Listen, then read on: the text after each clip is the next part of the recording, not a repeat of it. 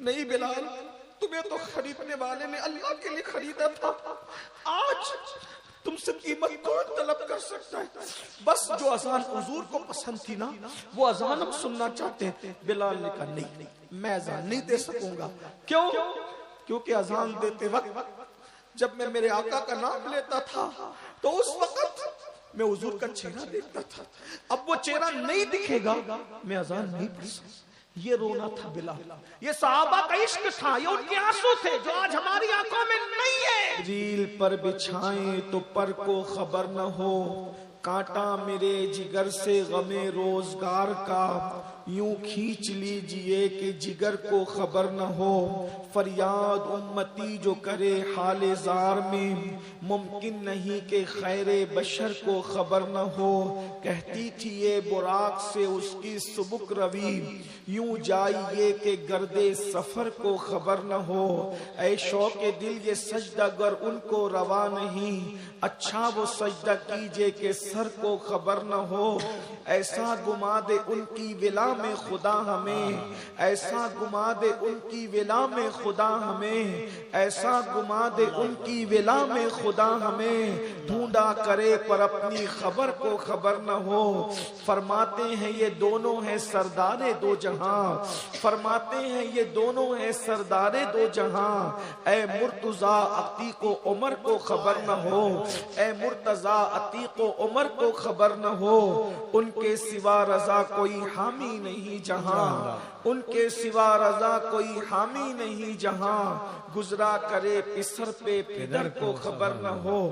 جب یہ موسم چل رہا ہے اپریل کا اور اس کے بعد مئی کا مہینہ ہوگا، اس موسم کے اندر اگر کوئی محفل ہو، مثال کے طور پر شادی کی محفل ہو یا اجتماع ہو یا جلسہ ہو یا مشاعرہ ہو اور دن کا وقت ہو، تو اس وقت بالکل چلچلاتی دھوپ وہ آپ کے بہار کے اندر، اور اس چلچلاتی بھی دھوپ کے اندر کوئی محفل سجی ہو، اس میں 10 بائی 10 کا ایک پنڈال لگا ہو اور ہزاروں لوگ اس محفل میں شریک ہو، اس کے اندر دادا بھی ہو، اس میں پوتا بھی ہو، اس میں پیر بھی ہو، اس میں مرید بھی ہو، اس میں استاد بھی ہو، اس میں شاگرد بھی ہو، اس میں دوست اور دوست بھی ہو، اور اتنی چلچلاتی دھوپ ہے کہ انسان کے جسم کو جھلساتی ہو۔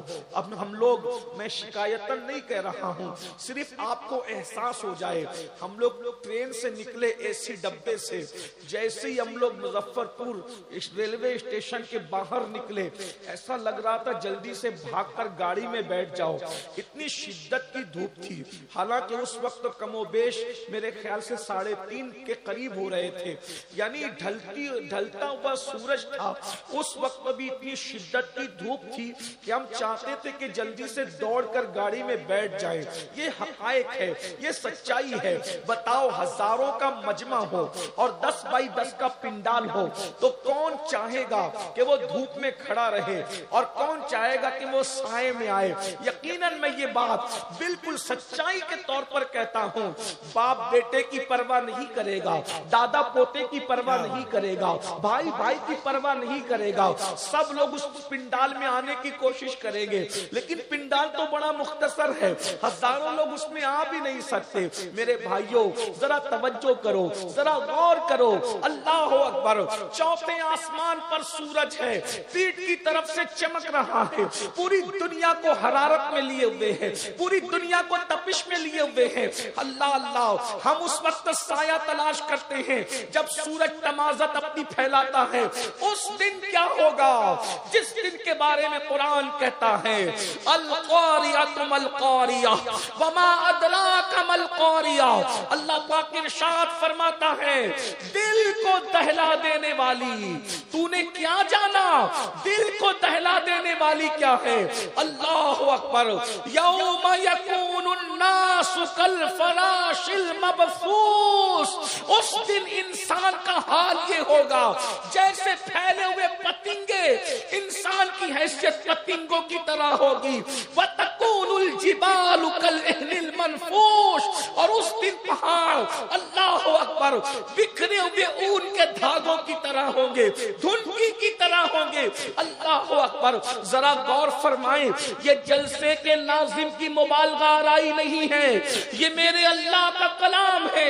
قرآن کہتا ہے، قرآن کہتا ہے القاریۃ ما القاریہ، تو نے کیا جانا دل کو دہلا دینے والی، اللہ اکبر، وہ گھڑی جو دلوں کو دہلا دے گی، میرے اور تمہارے دلوں کو نہیں، فرشتوں کے دلوں کو دہلا دے گی، میرے اور تمہارے دلوں کو نہیں، اخیار کے دلوں کو دہلا دے گی۔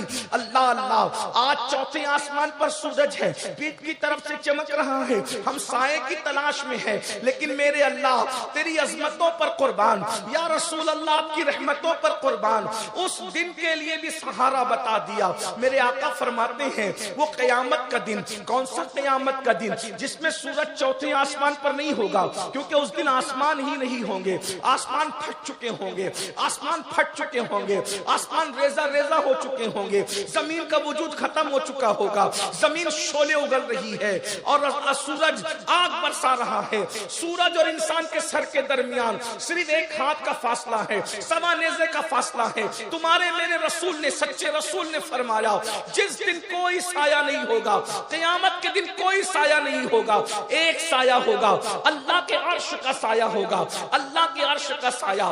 منڈپ کے سائے میں، شامیانے کے سائے میں انسان اپنی کوششوں سے پہنچے گا، لیکن عرش کے سائے میں کم و بیش 70 لوگ ہوں گے۔ احادیث کی کل تعداد ملائی جاتی ہے تو 70 کی تعداد بنتی ہے۔ 70 خوش نصیب ہے جن کو اللہ قیامت کے دن عرش کا سایہ عطا فرمائے گا، عرش کا سایہ۔ اور پھر یاد رکھنا، اللہ اکبر، یعنی قیامت کا سایہ کسی کی عمر کی وجہ سے نہیں ملے گا، کسی کے نسب کی وجہ سے نہیں ملے گا، کسی کی خوبصورتی کی وجہ سے نہیں ملے گا، کسی کی ڈگری کی وجہ سے نہیں ملے گا۔ اللہ کے عرش کا سایہ ایمان کے بعد عمل کی وجہ سے ملے گا۔ 70 اعمال ہیں، 70 اعمال، ان میں سے کچھ اعمال کر لو، اللہ تمہیں عرش کا سایہ عطا کرے گا۔ آج جتنے وقت میں گنجائش ہے، جتنا وقت میرے پاس ہے، اتنے وقت میں مختصر وقت میں جلدی جلدی وہ عمل پڑھتا ہوں جس کے کرنے والے کو عرش کا سایہ ملے گا۔ بہنوں کی بھی توجہ چاہتا ہوں، اور یاد رکھنا قیامت کا دن 50,000 سال کے برابر ہوگا، لیکن جس کو عرش کا سایہ مل جائے گا اس کے لیے پورا قیامت کا دن صرف ظہر کی 4 رکعت کے برابر ہوگا، اتنا مختصر ہو جائے گا۔ آج یہ کچھ عمل کر لیجئے۔ پہلا خوش نصیب جس کو قیامت کے دن اللہ عرش کا سایہ عطا فرمائے گا، نمبر 1 جس کو اللہ نے اقتدار دیا اور اس نے عدل کیا، انصاف کیا، ایسا انصاف کرنے والا قیامت میں عرش کے سائے میں ہوگا۔ عادل حکمراں، عادل حکمراں کا مطلب کیا ہے؟ یہ نہیں کہ صرف بادشاہ، اس کی شرح میں محدثین نے لکھا ہے ہر انسان اپنے گھر کا حکمراں ہے، محلے کا بڑا محلے کا حکمراں ہے، گاؤں کا چودھری گاؤں کا حکمراں ہے، یعنی جس کو لوگ اپنا حکم اور بڑا مانتے ہیں، اگر اس نے انصاف کیا اللہ اس کو عرش کا سایہ عطا کرے گا۔ اب میں لمبی تو نہیں کرتا، یعنی باپ پر فرض ہے اولاد میں انصاف کرے، برابر برابر انصاف کرے۔ آج کل کیا ہو رہا ہے؟ اللہ اکبر، کچھ بچوں کو بہت لاڈ کیا جاتا ہے اور کچھ بچوں کو نظر انداز کیا جاتا ہے۔ اللہ اکبر، بلکہ یہ بھی ہو رہا ہے بیٹوں کو لاڈ کیا جاتا ہے، بیٹیوں کو نظر انداز کیا جاتا ہے۔ یاد رکھیے بیٹیوں کو کبھی نظر انداز مت کیجیے۔ اللہ اللہ، آج آپ کہتے بیٹیاں بھاگ رہی ہے، میں آپ سے کہنا چاہتا ہوں بیٹیوں کے بھاگنے کی بہت ساری وجوہات میں سے ایک وجہ یہ بھی ہے، جیسے پیٹ کی پیاس ہے، جیسے نفس کی پیاس ہے، ویسے دل کی بھی پیاس ہے۔ پیٹ کو پیاس لگتی ہے، پانی چاہیے، پیٹ کو بھوک لگتی ہے، کھانا چاہیے، نفس کو پیاس اور بھوک لگتی ہے، کوئی ہم جنس چاہیے، اور اس کے بعد اللہ اکبر، یعنی ہم جنس سے مراد کوئی اپنے جیسا انسان چاہیے جس کو اللہ تبارک و تعالیٰ نے حلال کیا ہو۔ اور جب دل کو پیاس لگتی ہے تو پیار چاہیے، محبت چاہیے، انس چاہیے، الفت چاہیے۔ تو یاد رکھنا دلوں کی پیاس ہے پیاس۔ بیٹیوں کو نظر انداز کرنے والوں، بیٹیوں کو بھاگنے پر اس ظالم معاشرے نے مجبور کیا ہے، جس سماج میں نہ ماں بیٹی کو پیار دے، نہ باپ بیٹی کو پیار دے، نہ بھائی بہن کو پیار دے، نہ شوہر بیوی کو پیار دے، تو جب دل کی پیاس لگتی ہے تو وہ پیار تلاش تلاش کرنے کے لیے باہر جھانکنے لگتی ہے، اور باہر ظالم لوگ، بلکہ ظالم انسان جو نفس کے پجاری ہے، جو فسق و فجور میں ڈوبے ہیں، جو گناہوں کے دلدل میں ڈوبے ہیں، وہ موبائل کا لالچ دیتے ہیں، گھومنے پھرنے کا لالچ دیتے ہیں، زیور کا لالچ دیتے ہیں، دولت کا لالچ دیتے ہیں، آزادی کا لالچ دیتے ہیں، اور پیار کے جھوٹے دعوے میں پھانس کر ہماری بچیوں کا سب کچھ لوٹ لیتے ہیں۔ اور بچیاں بہت سادہ دل ہوتی ہے۔ یاد رکھنا، آج سے 50 سال پہلے تک کوئی ریکارڈ نہیں ہے کہ کسی بھکاری کی بچی بھی بھاگی ہو۔ وجہ یہ ہے کہ باپ غریب ہوتا تھا مگر سنت مصطفیٰ سمجھ کر اپنی بیٹی کو پیار دیا کرتا تھا۔ نعرہ تکبیر، نعرہ رسالت، مذہب اسلام، عظمت اسلام۔ جب تک ہم بیٹیوں کو پیار دیتے رہے، ہماری بیٹیاں کسی بادشاہ کا ہاتھ پکڑ کر کے نہیں بھاگی۔ جب سے ہم نے پیار دینا بند کر دیا ہے، جوتے سلنے والے کا بھی ہاتھ پکڑ کر بیٹیاں بھاگ رہی ہے، چپل سلنے والے کا ہاتھ پکڑ کر بھی بیٹیاں بھاگ رہی ہے۔ اے ظالم معاشرے کے لوگوں، صرف داڑھی رکھنا سنت نہیں ہے، صرف ٹوپی پہننا سنت نہیں ہے، صرف مسواک کرنا سنت نہیں ہے، عطر اور سرما لگانا سنت نہیں ہے۔ جب بیٹی آ رہی ہو اس کے لیے اٹھ کے کھڑے ہو جانا، یہ بھی مصطفیٰ کی سنت۔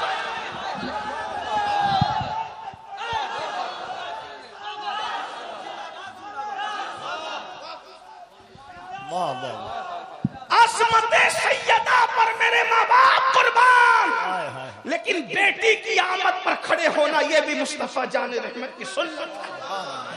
سبحان اللہ۔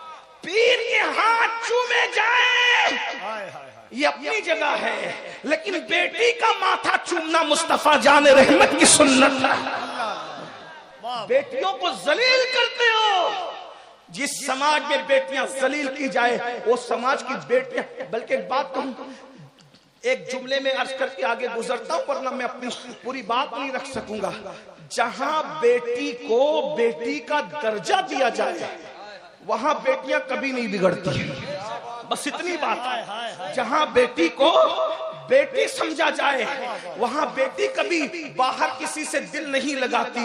جہاں بیٹی کو بوجھ سمجھا جائے، جہاں بیٹی کو شیطنت سمجھا جائے، جہاں بیٹی کو نحوست سمجھا جائے، جہاں بیٹی کو جو ہے وہ معاذ اللہ اپنے لیے وبال جان سمجھا جائے، جہاں بیٹی کو عذاب سمجھا جائے، پھر وہاں بیٹیاں سمجھتی ہے میرا تو اس گھر میں کوئی ہے ہی نہیں، ادھر بھائی کا منہ سیدھا نہیں، ادھر باپ کا منہ سیدھا نہیں، ادھر ماں کہتی ہے تم مرتی کیوں نہیں، تو پیدا کیسے ہو گئی، تجھے رشتے نہیں آتے، تجھے کوئی پوچھتا نہیں۔ یاد رکھیں، بیٹیوں کی عزت کرنا جانے، بیٹیوں کی قدر کرنا جانے۔ میں یہ عنوان پہ آگے نہیں بڑھتا، ایک حدیث پیش کرتا ہوں اور آگے بڑھتا ہوں۔ اپنی بہنوں سے بھی کہتا ہوں، بیٹی سے زیادہ نفرت عورتیں کرتی ہیں، یہ سماج کا بہت بڑا المیہ ہے۔ بیٹیوں سے سب سے زیادہ نفرت عورتیں کرتی ہیں۔ میری بہنوں، یہ سیریل، نحوست اور فلموں کی وجہ سے ہے۔ ایک بات تمہیں بتاؤں، اگر تم بیٹیوں کو پیدا ہونے نہیں دینا چاہتی، اگر تمہاری ماں نے بھی تمہارے لیے یہی فیصلہ کیا ہوتا تو کیا تم آج زندہ ہوتی؟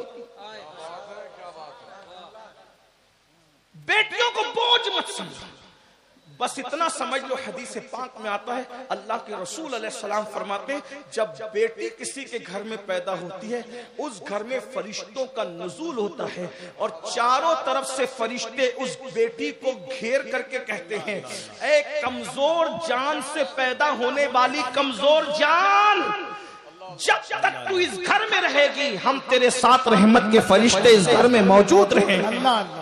یعنی بیٹوں کی پیدائش کے بعد تمہیں کسی نہ کسی تعویذ کی ضرورت ہے رحمت کے فرشتوں کے لیے، لیکن بیٹی کی پیدائش ایسا تعویذ ہے کہ جب تک بیٹی گھر میں رہے گی رحمت کے فرشتے اس کے ساتھ رہیں۔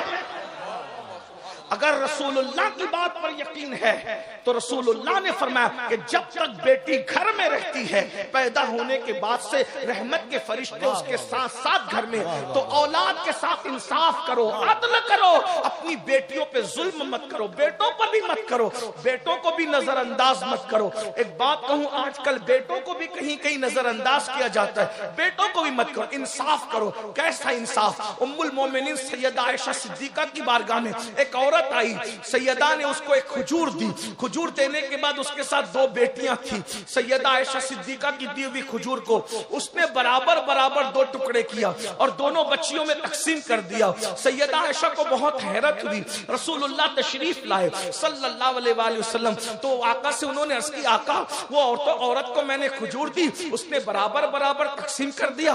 آقا فرماتے ہیں اگر وہ ایسا نہ کرتی تو قیامت کے دن اللہ اس سے سوال کرتا کہ اس نے دونوں بیٹیوں کو برابر برابر کھجور کیوں نہ دی۔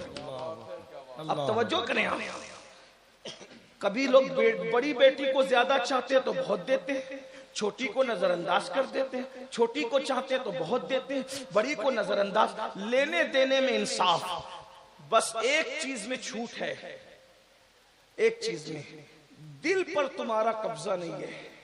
کس اولاد کے لیے اللہ دل میں کتنا پیار پیدا کر دے یہ اللہ کے اختیار میں ہے، جو اپنے اختیار میں اس میں ہمیں عدل کرنا ہے۔ جیسا کمرہ ایک بیٹے کو ویسا دوسرے کو بھی، جیسا بیٹے کو ویسا بیٹی کو بھی، جب تک وہ گھر میں پلتی رہے۔ جیسا کھانا ایک کو ویسا کھانا دوسرے کو، جتنی مٹھائی اس کو اتنی مٹھائی، عدل کرو، اللہ عرش کا سایہ عطا فرمائے گا۔ سبحان اللہ۔ 50,000 سال کا دن تمہارے لیے صرف 4 رکعت ظہر کے برابر ہوگا۔ نمبر 2، ہر ایک چونکہ میرے آقا کی حدیث ہے اور میرے امام اس حدیث کے بارے میں کہتے ہیں یا رسول اللہ میں نثار تیرے کلام پر ملی یوں تو کس کو زبان نہیں، وہ سخن ہے جس میں سخن نہ ہو، وہ بیان ہے جس کا بیان نہیں، فصحا عرب کے بڑے بڑے تیرے آگے یوں ہے دبے لچے، کوئی جانے منہ میں زبان نہیں بلکہ جسم میں جان نہیں۔ حضور کی ایک ایک عبارتوں کو اگر ہم تشریح کرتے جائیں زندگی ختم ہو جائے گی، حضور کی بات ختم نہیں ہوگی۔ لیکن آج آپ سب کو طے کر کے اٹھنا ہے، ہم اولاد کے درمیان انصاف کریں گے، ہم اسی طرح بھائیوں کے درمیان اگر بڑے بھائی ہیں بڑے بھائیوں کو چھوٹے بھائیوں کے درمیان انصاف کریں گے، بہنوں کے درمیان انصاف کریں گے، عدل کرو، انصاف کرو۔ اللہ اکبر۔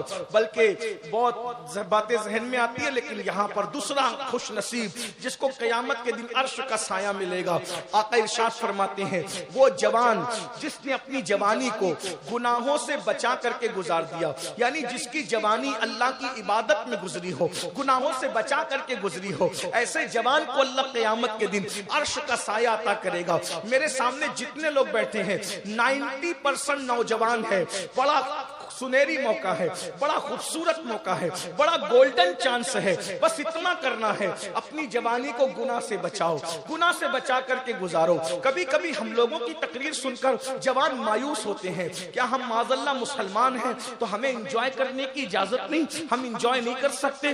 یاد رکھنا وہ دقیانوسی خیال رکھتا ہے جو تمہیں انجوائے سے منع کرتا ہے، وہ دقیانوسی خیال رکھتا ہے جو تمہیں کمانے سے جمانے سے منع کرتا ہے۔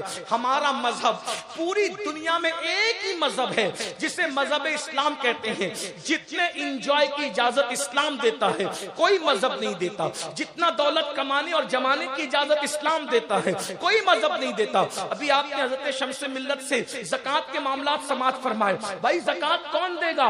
جو مالدار ہوگا وہی تو دے گا، بھکاری تھوڑی زکوٰۃ دے گا۔ اور آپ کو بتاؤں اسلام میں زیادہ تعداد غریبوں کی نہیں ہے، اسلام میں زیادہ تعداد شروع دن سے مالداروں کی ہے۔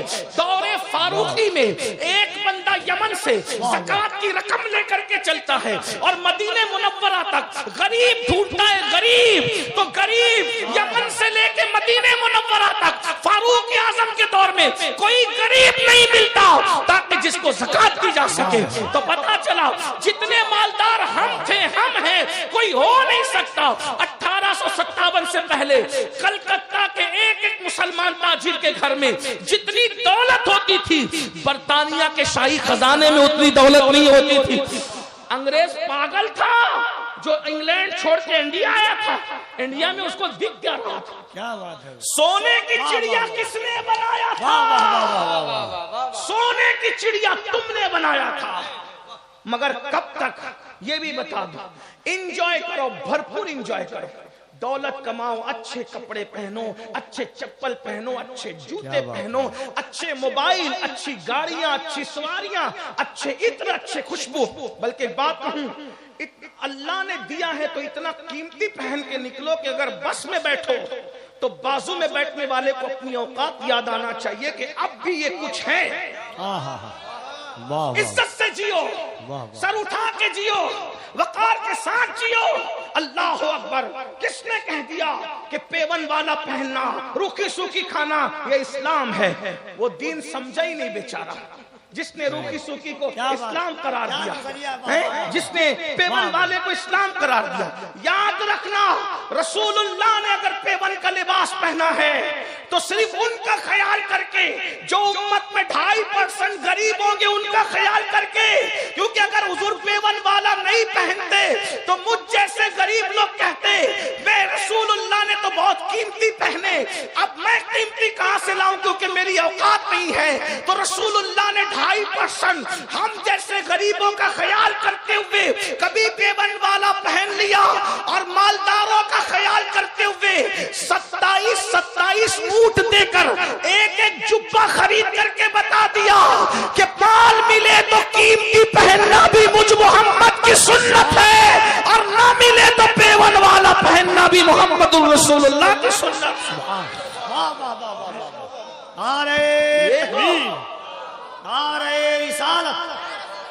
برا ہو تبلیغ کے جاہل مبلغوں کا جس نے تمہیں یہ بتایا کہ روکھی سوکھی اور پیون اسلام ہے.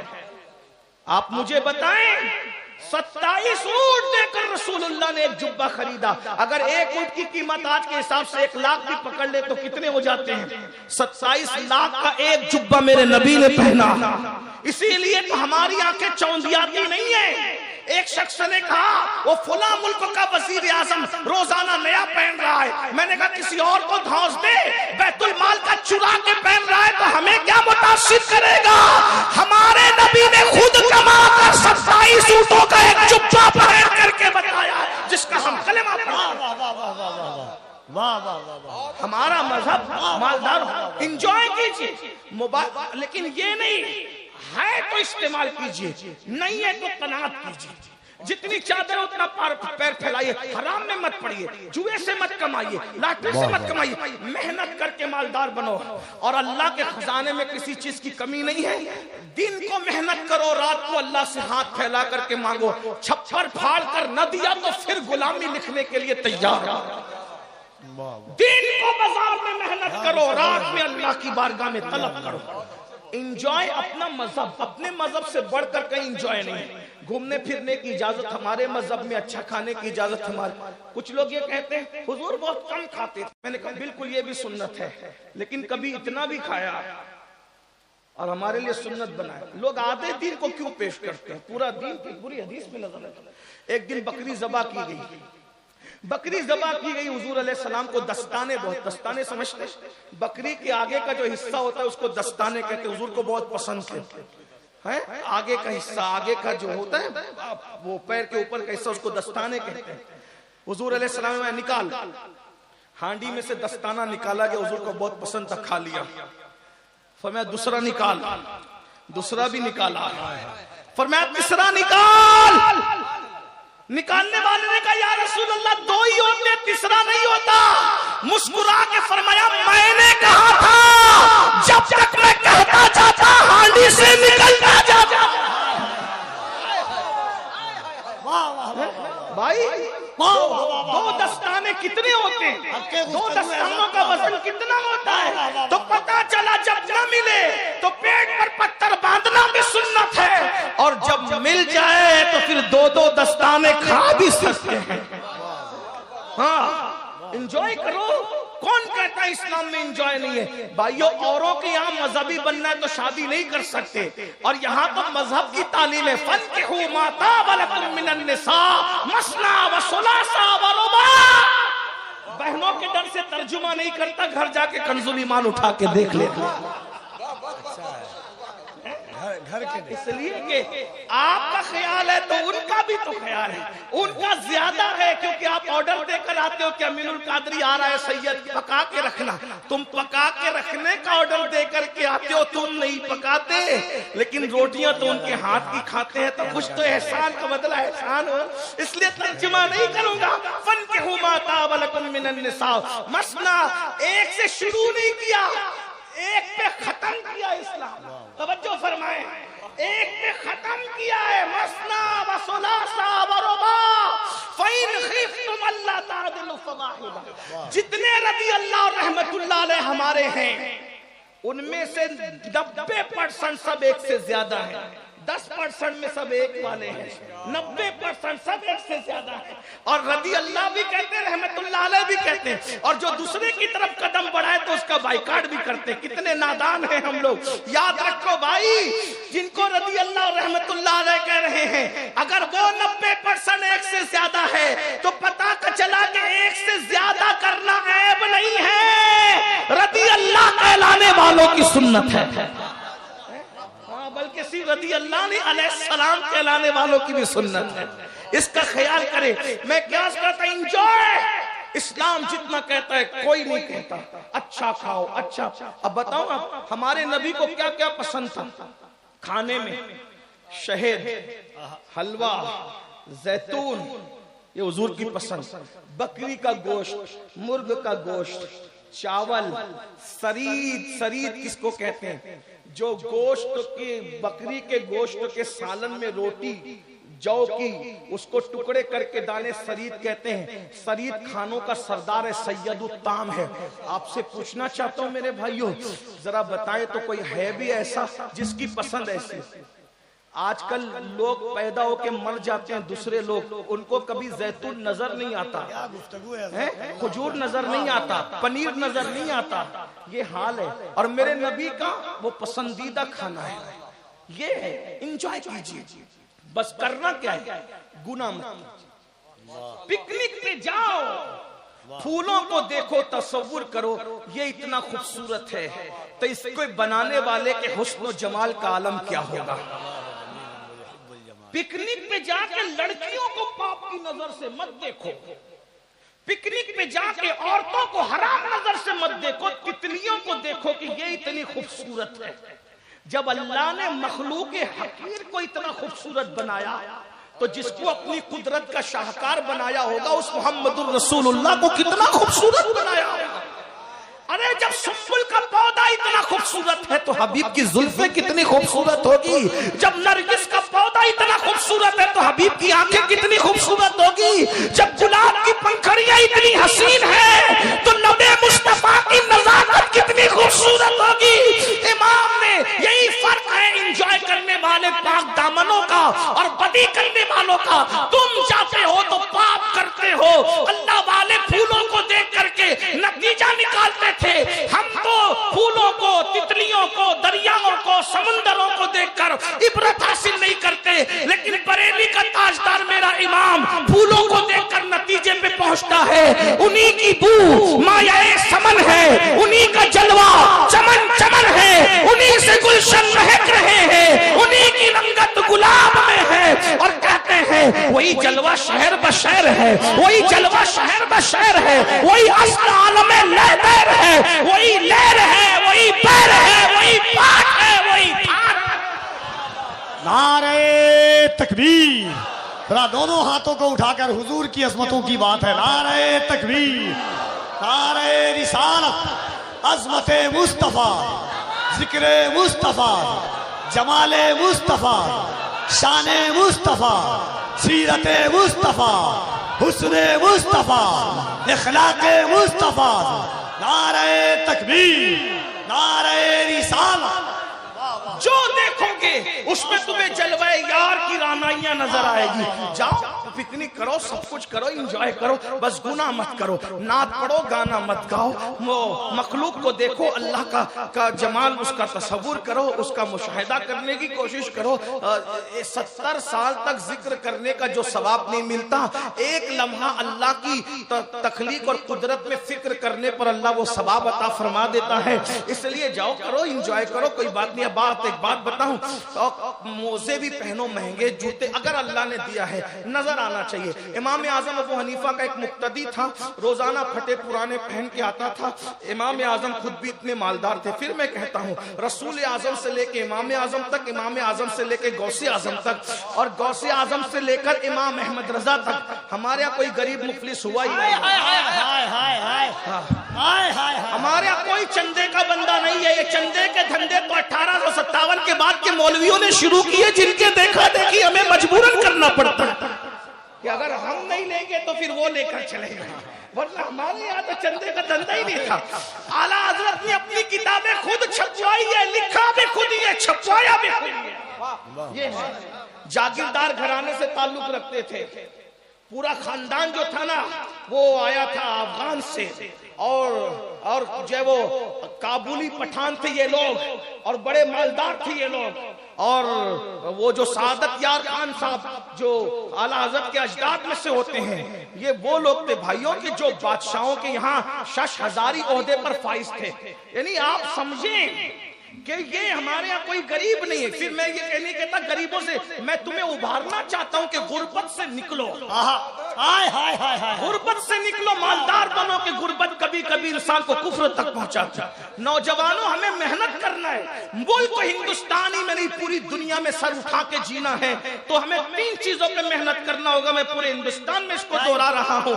دیندار بنو, مالدار بنو, تعلیم پہ محنت کرو, 3 نکاتی پروگرام بناؤ.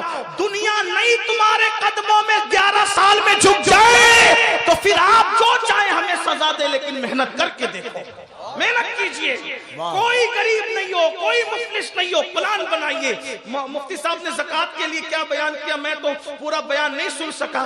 زکوٰۃ سسٹم سے نکالو ایسا, ہر سال میں نے ایک کو اتنا مضبوط کر دینا ہے کہ آئندہ سال میرا وہ محلے کا یا میرا وہ رشتہ دار زکوٰۃ نکالنے کے قابل بن جائے. اس مشن کے ساتھ اگر آپ نے زکوٰۃ نکالا نا تو پھر دیکھنا کہاں سے کہاں بات پہنچی. تو میں عرض کر رہا تھا, امام اعظم ابو حنیفہ بڑے مالدار تھے, 2-2 لاکھ روپے کی ایک چادر اوڑھتے تھے امام اعظم اپنے دور میں. جب پھل خریدنے جاتے تھے تو جتنے علماء بغداد کے اور کوفہ کے ہوتے تھے ان کے گھر پہلے پھل پہنچاتے تھے, اپنے گھر میں بعد میں لاتے تھے. اپنی آمدنی کا تقریباً 40% حصہ سیدوں کے لیے امام اعظم نے وقف کر رکھا تھا. اور یہ امام اعظم ہے بھائیو, امام اعظم یہ ہے. امام اعظم کو قاضی بننے نہ بننے پر سزا نہیں ملی, امام اعظم کو تو زید اور جعفر صادق کی محبت کی وجہ سے قتل کیا گیا ہے. وہ قتیل عشق اہل بیت ہے جسے امام اعظم کہتے ہیں. ورنہ قاضی نہ بننے پر بھی کوئی بادشاہ کسی کو قتل کرتا ہے, کوئی تاریخ دیکھی ہے؟ بہرحال تو آپ نے اپنے مقتدی سے فرمایا, بیٹا مسلح کے نیچے ایک تھیلی جا اٹھا کے لا. اٹھا کے لایا, کہا یہ تو رکھ, کپڑے اچھے پہن, جوتے اچھے خرید, اچھا کھا اچھا کما. اس نے کہا سرکار میں مالدار آدمی. کہ اللہ کے بندے اگر مالدار ہیں تو تیرے کپڑوں سے نظر آنا چاہیے کہ تو مالدار ہے, تیری سواری سے نظر آنا چاہیے کہ تم چندی چور مت بنو, ہاں نظر آنا چاہیے.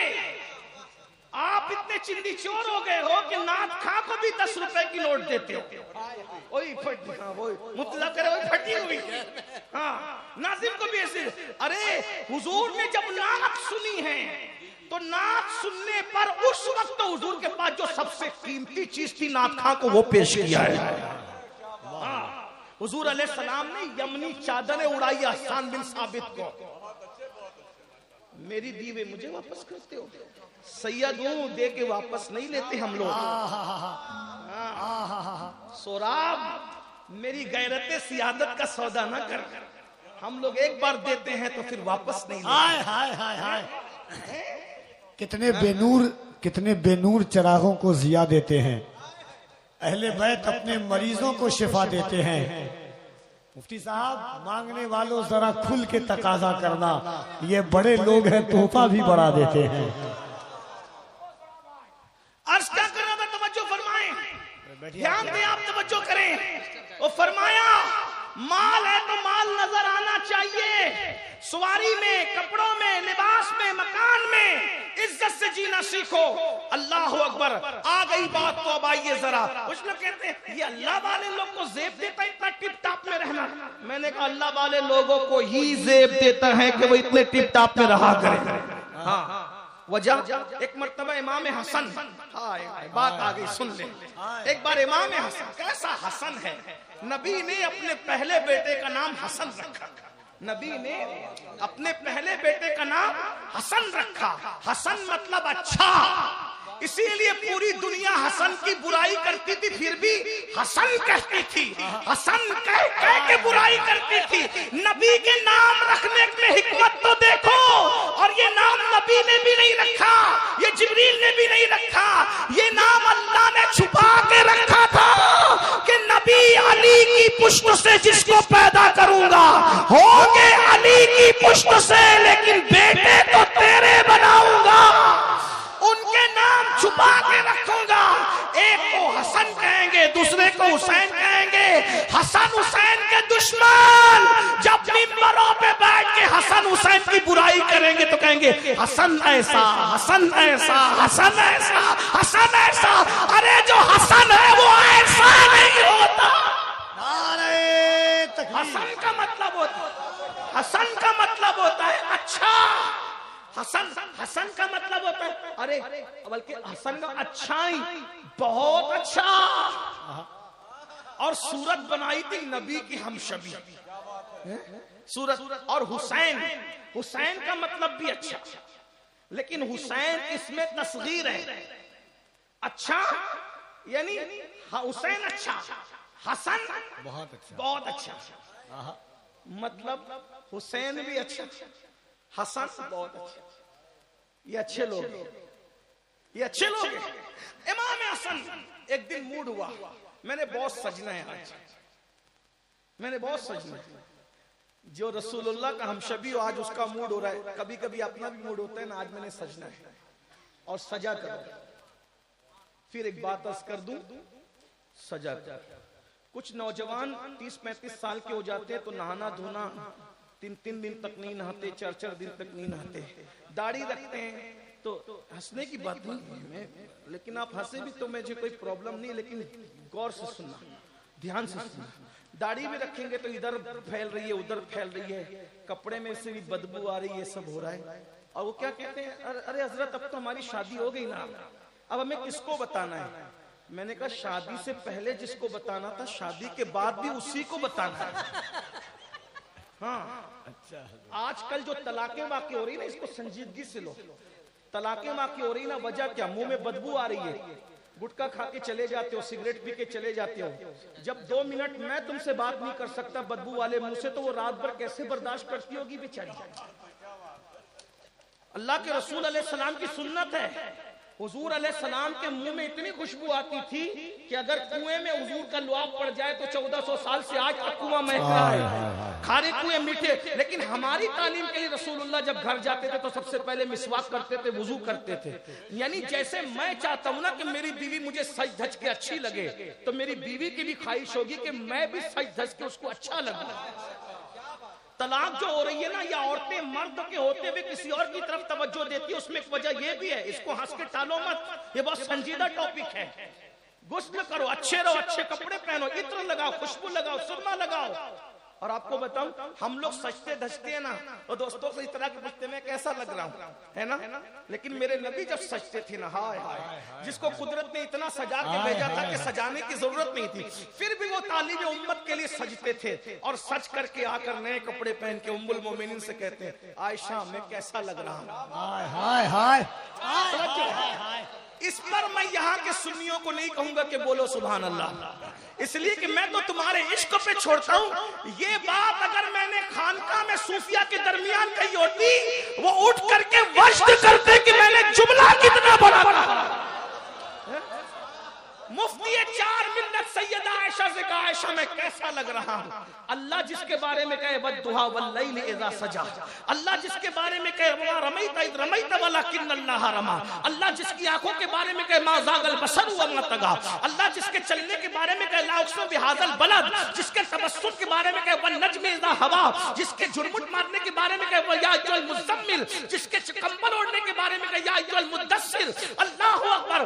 جب وہ رسول کی تعریف، ان کی سجاوٹ کی، سنوارنے کی، ان کے حسن کی، ان کے جمال کی، ان کے کمال کی، ان کے چلنے کی، ان کے بولنے کی، ان کے نسب کی، ان کے حسب کی، ان کے حسن کی، ان کی اولاد کی، ان کے تقوی کی، ان کی طہارت کی، ان کے علم کی، سب چیزوں کی تعریف کیوں کی جاتی ہے؟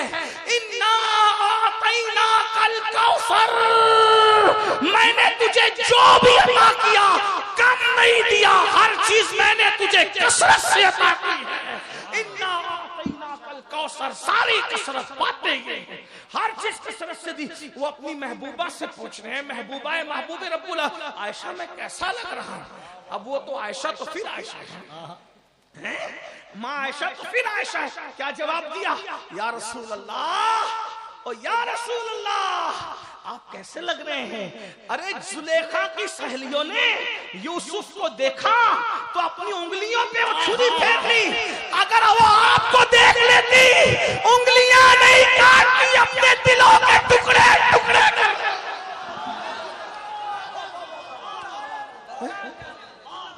وہ کمال حسن حضور ہے کہ گمان نقص جہاں نہیں، یہی پھول خار سے دور ہے، یہی شمع کے دھواں نہیں، کروں تیرے نام پہ جا فدا، نہ بس ایک جا دو جہاں فدا، دو جہاں سے بھی نہیں جی بھرا، کروں کیا کروڑوں جہاں نہیں، سرتاب قدم ہے تمہیں سلطان زمن پھول، لب پھول دہن پھول زکن پھول بدن پھول، واللہ جو مل جائے میرے گل کا پسینہ، مانگے نہ کبھی عطر نہ پھر چائے دلہن پھول، دندان و لب و زلف رو کے شاک فدائی ہے، در عدن لال یمن مشک ختن پھول، دل اتنا بھی شیدائی ہے اس ناخن پاکا، اتنا بھی مہے نو بنائے چرچے کوان پھول، کیا بات رضا اس چمنستان کرم کی، زہرائے کلی جس کے حسین اور حسن پھول۔ ساج دج کے رہو، تکبیر، نعرہ رسالت، ہر لفظ کا دونوں ہاتھوں کو اٹھا کر استقبال کیجئے، نعرہ تکبیر، نعرہ رسالت، جمال مصطفیٰ، سچ دھج کے رہو، خوبصورت بن کے رہو۔ میں کہتا ہوں صرف نمازی بن جاؤ نا، عورتوں کی شکایت دور ہو جائے گی۔ جو 5 وقت روز وضو کرے گا اس کی آنکھ میں کبھی کیچڑ ہی نہیں رہے گا، جو 5 وقت مسواک کرے گا اس کے منہ سے کبھی بدبو ہی نہیں آئے گی، جو 5 وقت وضو کرے گا بھائی اس کا چہرہ اترا تھوڑی ہوگا، اس کا چہرہ تو تر و تازہ ہوگا۔ نماز چھوڑ دی نا اسی لیے سب مسائل ہیں، ورنہ نماز سنوارتی ہے، نماز سجاتی ہے۔ قرآن کہتا ہے کس نے منع کیا کہ مسجد جاتے وقت زینت نہ کیا کرو؟ ہم لوگ راہب لوگ نہیں ہیں، اسلام میں رہبانیت نہیں ہے، ہم مصطفیٰ جان رحمت کے غلام ہیں۔ لیکن چلیں پھر آپ کو نوجوانوں کو نصیحت کرتا ہوں، بڈھوں کو بھی کہتا ہوں، اپنے آپ کو کبھی بڈھا مت سمجھو، محمد کے غلاموں کو بڑھاپا آ نہیں سکتا۔ جس دن تم نے اپنے آپ کو بڈھا سمجھ لیا اس دن تمہاری زندگی کا خاتمہ ہے۔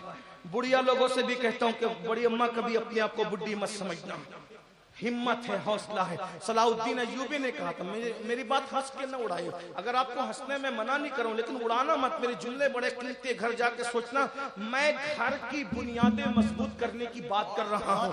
آپ میری بات کو توجہ سے سنیں، یہ کوئی موٹیویشنل اسپیکر کرتا ہے لیکن ہم فقیر لوگ ہیں، ہم ساری قسم کی بات کرتے ہیں۔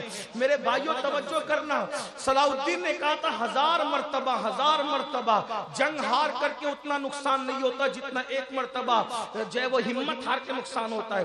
میں اللہ حق بیان کرنے میں حیا نہیں کرتا، رسول اللہ حق بیان کرنے میں حیا نہیں کرتے۔ بڑے میاں ادھر ادھر کیوں تامک توئیاں کرنے لگتے ہیں؟ کیونکہ بڑی بھی سمجھتی ہے کہ میں بڈھی ہوگی۔ اگر بڑی بھی بڈھی ہونے کی بجائے وہ سوچے کہ جیسے بہو میک اپ کر رہی ہے میں نے بھی کرنا ہے بڑے میاں کے لیے، یاد رکھنا یہ بڈھے لوگوں کے قدم ادھر ادھر بہکنا بند ہو جائے۔ یہ بات میں آپ کو کہہ رہا ہوں، ورنہ آج ہم خون کے آنسو رو رہے بھائی، ہم لوگ خون کے آنسو رو رہے۔ میں ہر بات مائک پہ نہیں کہہ سکتا لیکن ہم لوگ گراؤنڈ لیول کے لوگ ہیں، مسائل لوگوں کے درمیان ہم سنتے ہیں۔ بڑھاپے میں جب وہ بڑھاپا آ گیا بچے جوان روتے ہیں کہ ابا ایسا ایسا کرتے ہوئے نظر آئے۔ یہ اگر عورتیں عورتیں اگر شوہر کے لیے سجنے لگے، عورتوں کو نفل نماز پڑھنے سے افضل ہے کہ وہ شوہر کے لیے سجا کرے، حلال طریقے، اور تم بھی سجا کرو ایک دوسرے کو اچھا لگنے کی، بس اتنا کہ میری بیوی کا دل میری وجہ سے خوش ہو جائے، کیونکہ میری وجہ سے میری بیوی خوش ہو گئی اللہ راضی ہوگا، کیونکہ ماں باپ ہی کا دل خوش کرنے سے اللہ خوش نہیں ہوتا، بیوی کا دل خوش کرنے سے بھی اللہ خوش ہوتا ہے، کیونکہ وہ ہماری شریک حیات ہے، اور وہ کیسے خوش ہوگی؟ وہ آپ کے سجنے سے خوش ہوگی۔ یہ جو گٹکا کھا کر کے منہ میں بدبو، یہ تمباکو کی بدبو، خطرناک بدبو، بیڑی کی بدبو، یہ جو منہ میں بدبو آتی ہے نا، یہ تمہاری زندگی کو بھی بدبودار کر چکی ہے میرے بھائی۔ منہ صاف رکھو، اچھا رکھو، مسواک کرو، مسواک کی عادی بنو، چلے کوئی عادت پڑ بھی گئی ہے آپ کو تو منہ صاف رکھو، لونگ کھایا کرو، سونف کھایا کرو، گھر جایا کرو تو منہ صاف کر کے جایا کرو، بہرحال سچ سنور کے رہا کرو، لیکن جائز۔ اب یہ نہیں کہ سید نے کہہ دیا کہ اس بن سورنا شروع کرو تو اب کل ہی بولو کہ چلو بیوٹی پارلر لے چلو، نہیں بھائی، گھر میں سجنے کا، گھر میں سنورنے کا۔ جس مذہب نے عورت کو مسجد جانے کی اجازت نہیں دی، اس مذہب کی عورت کو بیوٹی پارلر جانے کی اجازت کیسے ہو سکتی ہے؟ گھر میں سجو جائز طریقے سے، آپ بھی جائز طریقے، ورنہ آپ چلے گئے کیا بولتے اسپا کے اندر چلے گئے نا تو پھر ذرا اچھا نہیں ہوگا۔ گھر میں جائز طریقہ ہو۔ مردوں کا میک اپ کیا ہے؟ مردوں کا اچھا وضو کرو، صابن سے فیس واش وغیرہ سے منہ دھو لو، سرما لگا لو، پھر دیکھو کیسے تر و تازہ دکھتے ہو۔ اور وضو تو یہاں بھی چہرہ چمکاتا ہے، جنازے میں بھی چمکائے گا، قبر میں بھی چمکائے گا، اور میدان محشر میں تو وضو کرنے والوں کا چہرہ ایسے چمکے گا جیسے 14ویں رات کا چاند چمکتا ہے۔ تمہیں پتہ نہیں حضور پردہ فرما گئے؟ پھر آگے بڑھے، کہاں ہے حضور؟ بلال حضور پردہ فرما گئے نا۔ پھر آگے بڑھے، کہاں ہے حضور؟ بلال حضور پردہ فرما۔ کسی عاشق نے کہا جیسی بولی ویسا جواب، بلال وہ ہے حضور، دیکھ بلال وہ ہے حضور۔ مزار رسول کی طرف بلال کو دکھا وہ حضور ہے، آرام فرما۔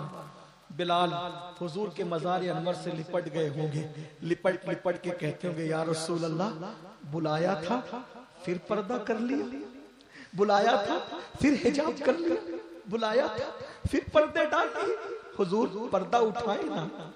اگر 14ویں صدی میں کی زبان میں کہا جائے تو یوں کہا جا سکتا ہے، اٹھا دو پردہ، دکھا دو چہرہ کہ نور باری حجاب میں ہے، زمانہ تاریک ہو رہا ہے کہ مہر کب سے نقاب میں ہے۔ بلال نے یہ نہیں کہا تھا، میں کہہ رہا ہوں۔ کیوں؟ کیونکہ بلال بریلوی نہیں تھے، احمد رضا بلالی تھے۔ احمد رضا بلالی، بلال کو بریلوی کہنے کی بجائے مجھے امام احمد رضا کو بلالی کہنا چاہیے، اس سے قد امام احمد رضا بہت بلند ہو جائے گا، اس لیے کہ امام احمد رضا نے بلال سے عشق سیکھا ہے، امام نے بلال سے عشق سیکھا ہے۔ میرے امام اہل سنت نے اپنے دور میں کہا تھا نا، اٹھا دو پردہ، دکھا دو کہ نور باری حجاب میں، زمانہ تاریک ہو رہا کہ مہر کب سے نقاب۔ ہائے ہائے، حضور علیہ الصلوۃ والتسلیم کی بارگاہ میں جو بھی عرض کیا ہوگا، ایسے میں کوہرام مچ گیا۔ مدینہ منورہ میں اہل مدینہ کہتے عاشق رسول بلال آ گئے، بلال آ گئے، بلال آ گئے، بلال آ گئے، بلال آ گئے۔ سب لوگ اپنے اپنے کام دام چھوڑ کے مسجد نبوی، حتیٰ کہ یہاں تک کہا گیا پردہ نشی خواتین ننھے بچوں کو لے کر مسجد نبوی میں، بچے اپنی ماؤں سے کہتے امی مؤذن رسول تو آ گیا، کیا آج امام الانبیاء بھی آئیں گے امامت کرانے کے لیے؟ حضور بھی آئیں گے؟ چیخیں نکل لوگ رو پڑ۔ بلال کو دیکھ کر مدینہ منورہ کا پچھلا دور یاد آتا، کیا بہاریں تھی، لٹ گئی ساری بہاریں لٹ گئی، اس لیے کہ آمنہ کے لال کا دیدار جو صحابہ کیا کرتے تھے وہ ختم ہو گیا۔ اللہ اکبر، اللہ اکبر۔ ایسے میں اذان کا وقت ہو، خلیفہ وقت امیر المومنین نے کہا بلال اذان پڑھو۔ بلال نے کہا امیر المومنین، مہنگی قیمت پر مجھے جو خریدا گیا تھا، کیا آج اس کی قیمت مانگی جا رہی ہے؟ نہیں بلال، تمہیں تو خریدنے والے نے اللہ کے لیے خریدا تھا، تم سے قیمت کون طلب کر سکتا ہے؟ بس جو اذان حضور کو پسند تھی نا وہ اذان ہم سننا چاہتے ہیں۔ بلال نے کہا نہیں، میں اذان نہیں دے سکوں گا۔ کیوں؟ کیونکہ اذان دیتے وقت جب میں میرے آقا کا نام لیتا تھا تو اس وقت میں حضور کا چہرہ دیکھتا تھا، اب وہ چہرہ نہیں دکھے گا میں اذان نہیں پڑھ سکتا۔ یہ رونا تھا بلال، یہ صحابہ کا عشق تھا، یہ ان کے آنسو تھے جو آج ہماری آنکھوں میں نہیں ہے۔ رونا سیکھو، حضور کے قریب ہو جاؤ گے، رونا سیکھو، حضور کا قرب پالو گے۔ کیا ہوا؟ جب سب کہہ چکے بلال نے کہا میں اذان نہیں پڑھ سکتا کیونکہ وہ چہرہ میرے سامنے نہیں ہوگا، میں اذان نہیں دوں گا۔ عشق نے کہا اذان نہیں دوں گا۔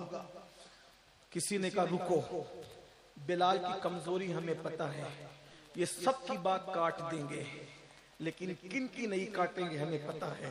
جاؤ حجرہ سیدہ پہ جاؤ، در زہرا پہ جاؤ، در بطول پہ جاؤ اور شہزادوں کو لے آؤ۔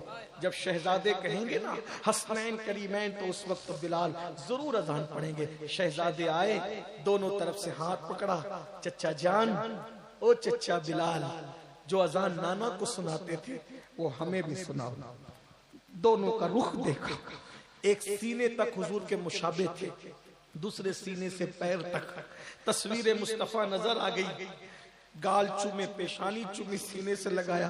شہزادوں، میں نے اذان دینا تو بند کر دیا کیونکہ رکے جانا نظر نہیں آتا، لیکن میں نے انہی کانوں سے سنا ہے کہ حسنین کا دل نہ دکھانا ورنہ میرا دل دکھے گا۔ میں نے سب کو منع کیا لیکن آپ کو منع نہیں کر سکتا۔ میرے نبی کی جان ہو، میرے نبی کا کلیجہ ہو، میرے نبی کی آن ہو، ہم اذان دیتے لیکن دے نہیں پائیں گے۔ بلال نے اذان شروع کی، مدینہ منورہ میں کوہرام مچ گیا۔ کوہرام کیا تھا؟ کوئی ایسا نہیں تھا جو نہ روتا ہو۔ یہاں تک راوی بیان کرتے ہیں کہ رسول اللہ کے وصال کے دن جو کوہرام تھا وہی کوہرام بلال کی اذان کے دن تھا۔ یہ ان کا دلی تعلق تھا اللہ کے رسول سے، یہ دلی رشتہ تھا اللہ کے رسول سے۔ اللہ اکبر! جب بلال نے اشہد ان لا الہ الا اللہ کہا تو کوہرام مچا۔ چھت پر لوگ کھڑے رہ کے سننے لگے، ننھے ننھے بچے ماں کا دامن پکڑ کے کہتے ماں اذان